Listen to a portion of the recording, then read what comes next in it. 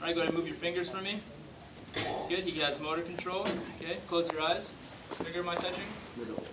Finger am I touching? Okay, good. So he has sensory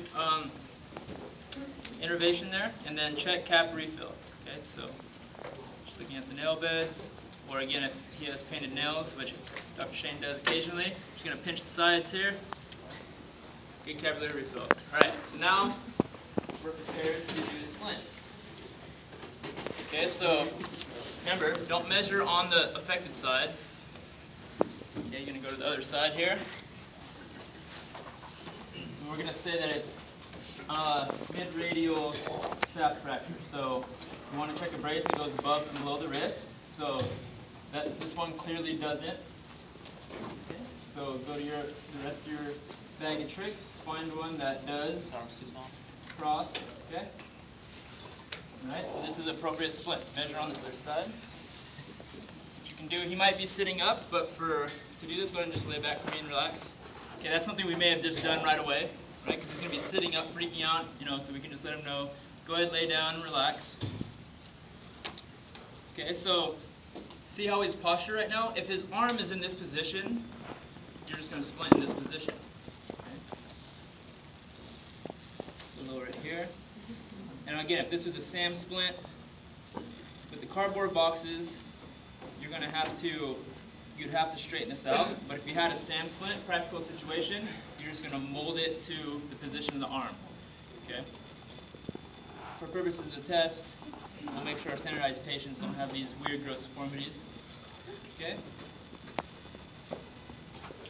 Triangular bandage once you've lined up the cardboard. What's that? Did he hit his face? I don't know. Did your face hurt?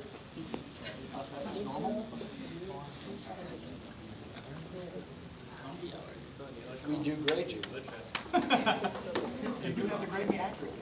All right, so one thing that Dr. Shane did for me, which your standardized patients might not do, is he took off his watch, so make sure you look for any jewelry, watches, rings, bracelets. All right.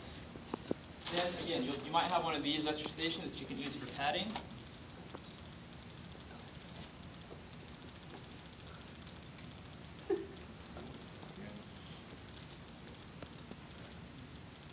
You leave the deformity site exposed, or if it's compound fracture, you want to leave that area exposed.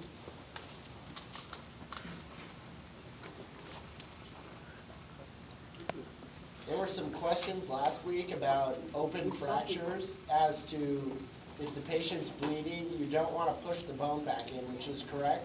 But as far as controlling the bleeding, just put pressure just proximal to where that injury is to kind of slow the bleeding that way.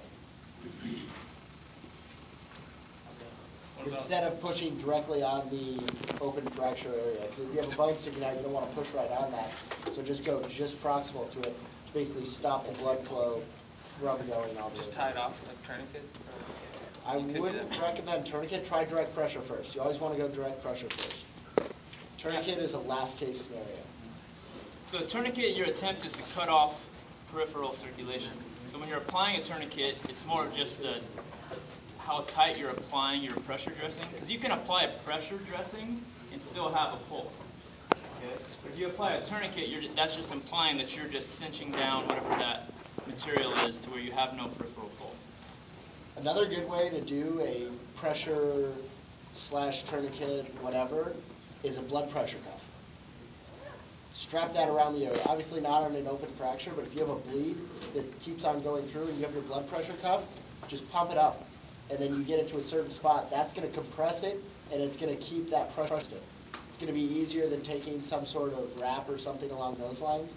Now, you're probably not going to want to use that blood pressure cuff again, but it is a useful tool to use for direct compression. Okay. Nice pack. Okay. Apply your ice.